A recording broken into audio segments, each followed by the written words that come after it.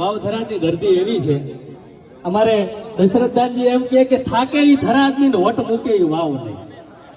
હવે થાકે નહીં એટલે શેમાં ખબર તમને? સારી વાતમાં, સારી પરંપરામાં, સારી સંસ્કૃતિમાં. મારા મામા પાંચાજી રાજપૂત પણ અત્રે ઉપસ્થિત છે.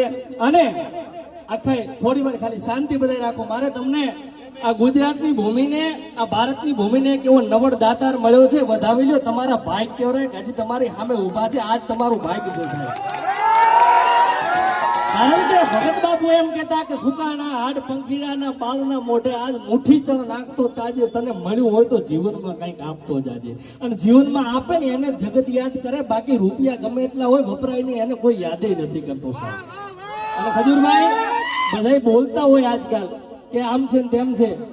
जुबानों के पीछे मत भागिए, जुबानों के पीछे मत भागिए. असल में दुनिया वो कहानी तो बताती नहीं, उसमें वो गलत होते हैं.